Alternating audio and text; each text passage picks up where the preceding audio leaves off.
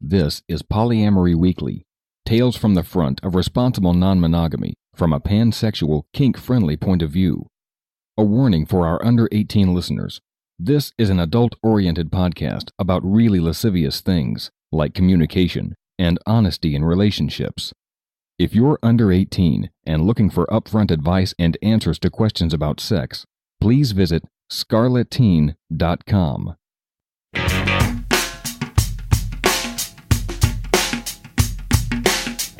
This is Polyamory Weekly, episode 535 for October 19th, 2017. Coming up on today's show, Understanding Asexuality. That's coming up on today's show.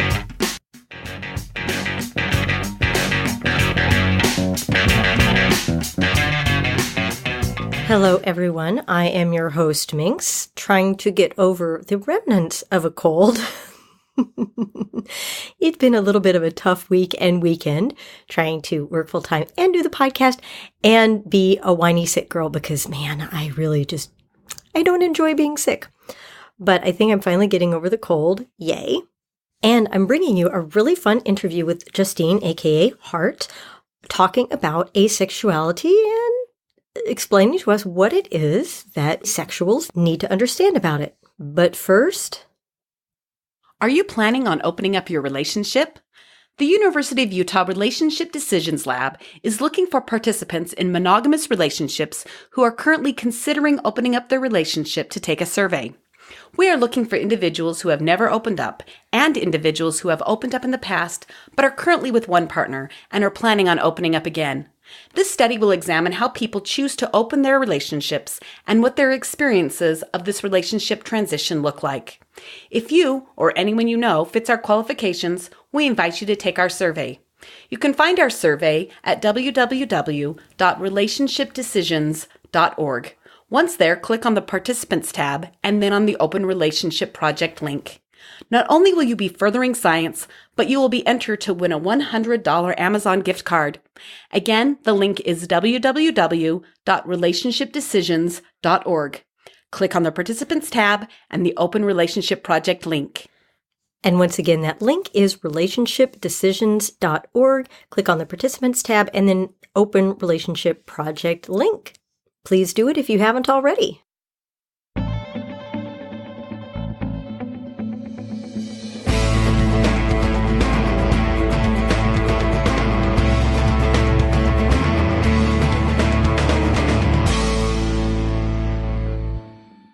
And next up is a very enlightening, at least for me, interview with Justine, also known as Heart, on what it means to be asexual. This week we have a topic that we really haven't covered in a very long time. We're talking about asexuality, and very big thanks to our listener Justine, aka Heart, if you see her on the online forums, for being willing to come out and talk to us about it. Welcome. Thank you, and thank you for inviting me over here, Minx. Well, I'm very happy to have you. I've been really negligent in covering asexuality. We haven't covered it since 2006. Well, that's fine. Better late than never, right? So tell us a little bit about your poly and what your family looks like.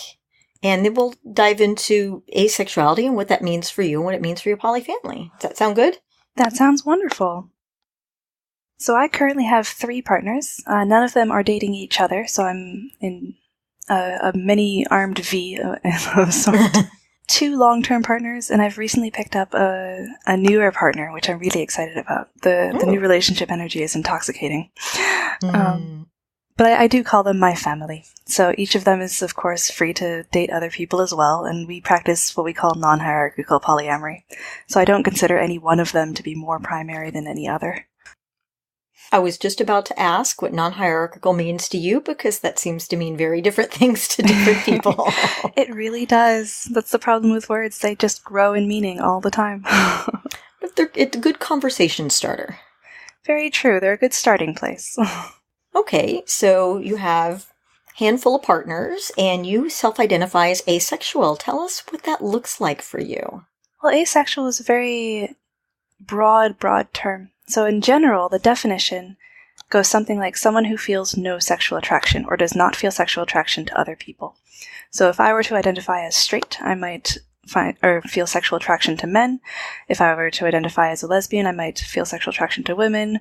Bi or pansexual, I could feel sexual attraction to multiple genders, but I feel sexual attraction to no one.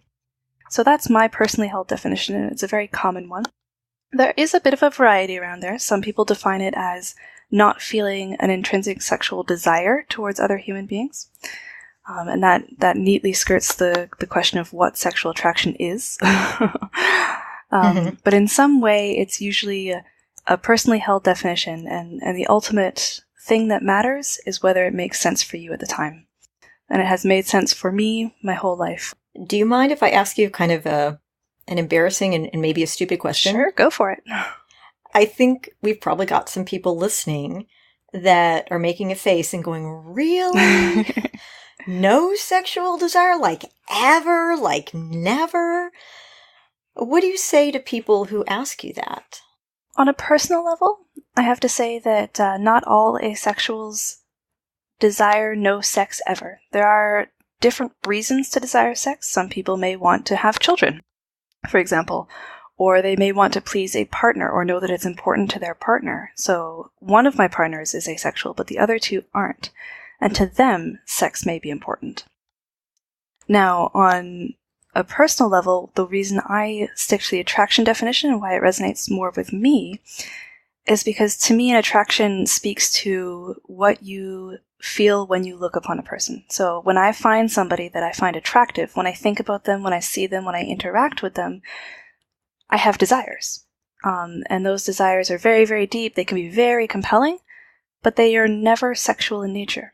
So I call myself romantic for that reason. I call myself pan-romantic or bi-romantic, meaning that I can experience romantic attraction to people of any gender. But what that leads me personally to want and desire more than anything else is cuddles, holding hands, going on really corny dates. Like, I can get really corny. Aww. No, I love that. It's beautiful. And at the end of the day, none of that to me results in any kind of sexual desire. Are your partners also asexual? One of my partners is. I am dating Cole Brown, so she lives here in Vancouver as well, and she's asexual. My other two are not. They identify as sexual, which is just our catch-all term for not asexual. Yeah, there's got to be a better way to put that. Yeah, well, we've gone through as a community a couple different words, and there are, unfortunately, a lot of political history behind many words. So I think sexual has remained the least controversial, but it's a little bit unwieldy. And you're actually part of an asexuality awareness group. I am. I actually volunteer for 2 different organizations. One of them is the Asexuality Visibility and Education Network. It's the older organization, and it's the largest online asexuality community. So it's www.asexuality.org. And there are forums on there. There's an FAQ. There's a whole bunch of visibility and education information and resources, and it's a really wonderful place. I volunteer there as an administrator, so I try to help keep the forums running. And then another organization I work with is called Asexual Outreach. And that's a little bit of a newer organization, but they're focusing more on the in-person experience. So they're trying to foster and provide a resource sharing network among meetup groups in North America particularly. You mentioned that seems like you're kind of active in the forums. What other kind of work do you do for those organizations? I tend to do anything I can in my spare time. So during the day, I'm actually a physicist. I work on my PhD at a university studying antimatter. That takes up... Oh, that is so cool! That is exactly my thought. It is my passion. I love it. I wish I had more brains so I could dedicate more to it. It is beautiful. But when I get home at the end of the day, I dedicate whatever energy I have left to things exactly like this. Interviews with the media, with people like yourself, and also reaching out to schools. So lately I've been trying to get asexuality into sex ed classes. Ah, that's a great idea. It really is, and I think that there's a real niche in there, because especially with younger children, a lot of people are uncomfortable teaching sexualities, whereas I think asexuality opens up the door to talk about non-sexual intimacies. And I think that's a very powerful thing, even for people who are not themselves ace or asexual. How do you teach schools to teach that? Because I do think that there's a lot of confusion around asexuality. There really is, and I think the very first step is to accept that it takes time to understand. So if I approach a school, and I haven't succeeded in necessarily getting any high school or elementary schools to teach it yet, I've been working on it, and I have some receptive people talking to me. But the first pass is always going to be a rough pass. I'm going to be answering a lot of embarrassing questions, and I think I can no longer even remember how many times I've answered the question of whether I masturbate or not, and you get over it. Oh, that's funny. It never would have occurred to me to ask that to you. Well, congratulations. It's a very common question. Well, now I kind of want to ask you, though. I'm sorry. No worries. I'm pretty open about it. I personally do not. But there are asexuals who do. And often the way they describe this experience is that it's kind of like cleaning out the pipes, or a way to relax, or a way to fall asleep easier at night. Often, but not always, they don't see it as a sexual thing in and of itself. That totally makes sense to me.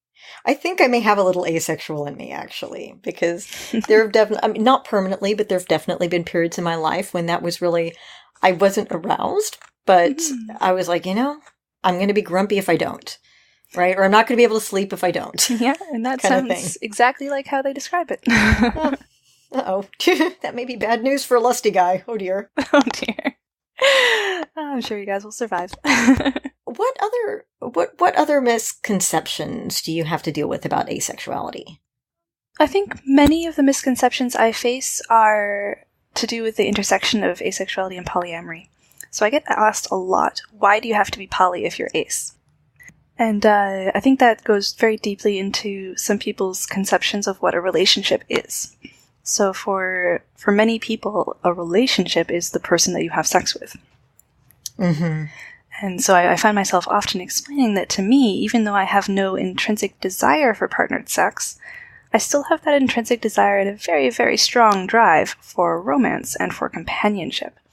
And sometimes I struggle to explain the difference between that and friendship, but I'll often ask them at that point, is your relationship only about sex? And often the answer is no. Sometimes a relationship can be just about sex, and that's great. That's wonderful and beautiful. But often there's something else there, and that's the beauty of a relationship to me. Yeah, well, I think poly people in general have to ask that question sometimes when people try to understand why they're poly. Mm-hmm. And people so get hung up on the sex. Like, they always want to know about the sex. It's always like, are you all in the same bed? Don't you get jealous? It's all about the sex. Yeah. And it's like, well, is your relationship 100% about sex? I mean, yeah, it's probably there. For most people, it's there at least occasionally. But it's not, that's not the only reason you're with your partner, right? Probably. I don't know. I mean, maybe there's like, the fantastic pussy of wonder, or, the cock of doom. But for most of us, after NRE wears off, then you're not having, you're not fucking like bunnies every day. You are settle into something a little more comfortable. Because you have other shit to do, frankly. which is why I think logically NRE has to wear off, because eventually we have to get back to work. Oh my goodness, if I had to deal with 3 times the NRE in my life constantly, I don't think I would get anywhere in life. Yeah, I have to do like one partner at a time. I can't do 2 new partners at once. Well, actually, look at me. I've been with like one partner basically for, the last 5-6 years. So within the poly community, I'm on it. Well, he is married to Elle. So technically it's a poly relationship. I joke that my other relationship is my job, because that's what gets the rest of my time, energy, and affection. Yeah, sometimes I joke that I have 4 partners too, and the 4th one is my mistress physics. It's physics, yep. I hear that. Well, see, and then polyweekly is also a partner too, so there's that. She's very demanding. What kind of things do you really wish people understood about asexuality? I think I wish that people understood the complexity behind it. So I can give you the rote definition, and I did earlier in this podcast. But that is only one small, small part of the complexity of a human experience. Nobody is ever just asexual. I'm asexual and panromantic and poly, and I explored other relationship styles and they didn't work as well for me. But that whole complexity can never be communicated just in one word, right? There are some asexuals who actually enjoy sex. They just don't feel the attraction towards it. There are others who are completely, totally, utterly repulsed and would throw up at the mention of it, but be perfectly fine with other people doing sex. Like, not just not interested, but actually repulsed. I actually fall quite a bit into that category. I find my own and other people's genitals all kind of equally disgusting.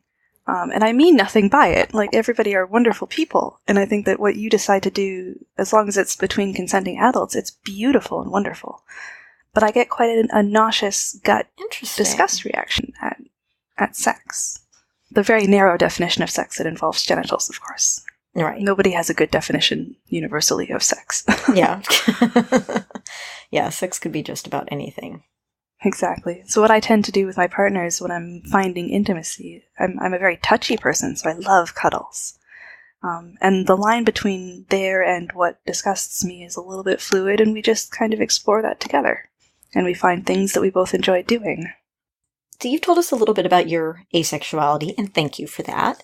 What do you hear about how other people intersect asexuality and polyamory?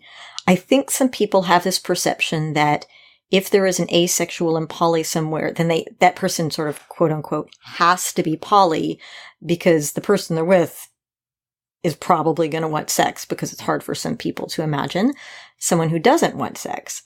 Is that the case? Or I bet there are other instances, right? There are. So the scenario that I hear you talking about is one of we call a mixed relationship. Mm-hmm. So in the community, we use that as a shorthand for being in a relationship with someone who doesn't share the same sexual orientation as you. Most often meaning an asexual and somebody who's not asexual. And very often that can be extremely challenging for both parties. And that does not depend on whether it's monogamous or polyamorous. It can just be a challenging relationship. Right. When your views of the other person are so fundamentally different, that can cause strains on communication.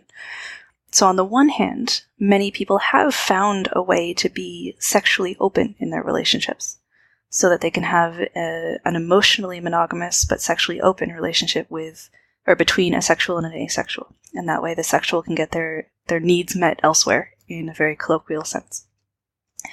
I find in my personal experience that's rarely a stable state, just because it's more... I don't want to say it's always a band-aid solution, because it's not. Sometimes it can work very beautifully, and there's a lot of communication that goes into that. But sometimes it can unfortunately be used as a band-aid. Oh, it looks like you have a libido and I don't want to have sex with you. Just go have sex with other people. And it's not that simple. It's kind of like a polymono relationship. Yeah. I don't say not to do it, but I usually do say that it's only very rarely that I've seen them actually work out and have the people involved in it be happy, because it's hard to do. It is. It takes a lot of communication, and all relationship styles, to be fair, take a lot. So I don't want to say that it'll never work, but what I do want to say is that you shouldn't embark on such a thing without a lot of thought and a lot of work. And a lot of personal security, I would say. Yes, yeah, that too. I think that goes for all relationships to a certain extent. To a certain extent. Well, it does remind me a lot of a polymono type relationship, because the only time I've seen polymono work, and when I say work, I mean, the people in it were happy for an extended period of time, mm-hmm. was that they were both incredibly secure human beings. They didn't seem to have that level of self-doubt that most of us tend to have in ourselves and our lives. And that type of person, I find, is incredibly rare. It's hard to find a well-balanced, truly secure individual. And I think that's kind of what it takes for something like this, where it's a mixed orientation, if you will. Yeah, definitely. It really, really does, I think. It's mixed orientation relationships are one of the most challenging. Having said that, they do sometimes work. And sometimes they do also work in a monogamous setting. So I do know relationships that have been stable for as long as I've known them, years upon years, between an asexual and a celibate sexual, where somebody just decides that giving up sex for this relationship is worth it. Or on the flip side of the coin, where the asexual maybe has ambiguous or not ambiguous, neutral or positive feelings towards sex and is willing to have sex for the benefit of their partner as well. So there are multiple ways that monogamy can work in a mixed relationship. But again, it all takes a lot of communication. What do you think is the next thing, the next level of awareness for asexuality? I mean, where do you see this movement in like 10 years? Ooh, that's a very good question. My answer to that is that my mental model of how visibility works in general for any issue is that there will be certain areas where you just have better visibility. So for asexuality right now, that's North America in big cities like Vancouver, San Francisco, and New York. Then you have other areas of the world where it's virtually unknown. So more rural areas, sometimes other continents, areas like that. So what I wish for in 10 years is I want the entire map to just step one level up. So in areas like Vancouver and San Francisco, where asexuality is actually relatively well known, sometimes I come across people here who actually know what it is before I come out of the closet.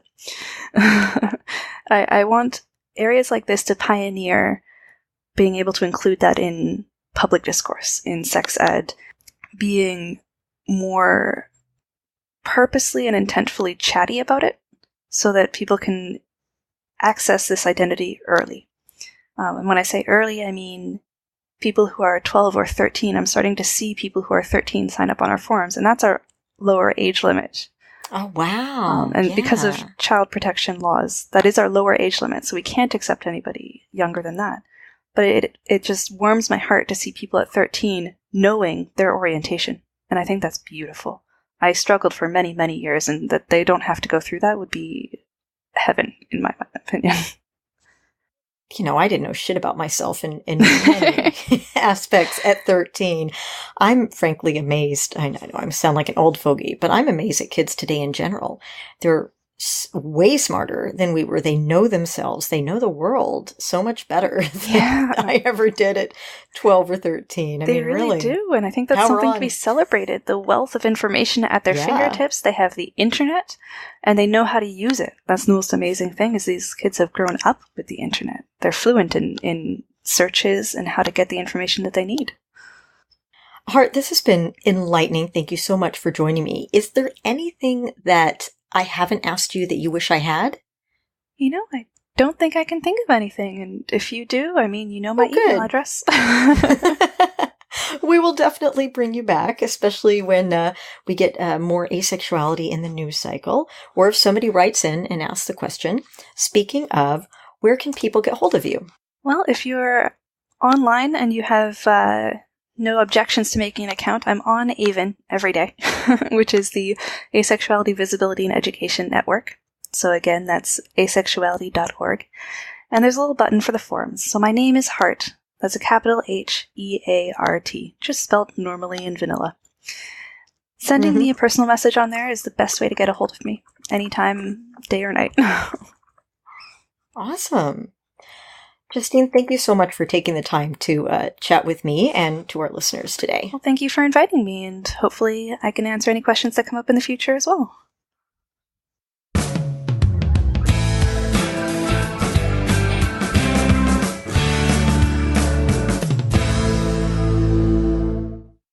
And thanks again to Justine, aka Hart. Really appreciate your patience with all my silly questions, and really appreciate the people who over the years have been asking for more on asexuality. We've been remiss. It's been a while since we've talked about asexuality. And if you have more questions, of course, please let us know. You can always email polyweekly@gmail.com, call 802-505-POLY, or, of course, you can talk to Justine directly.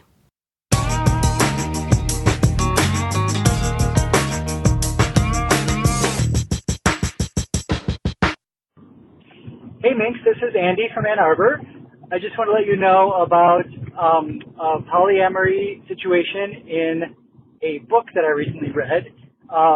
It was part of the series that begins with, the author is Nora Jemisin, Jemisin, and the first book is called The Fifth Season.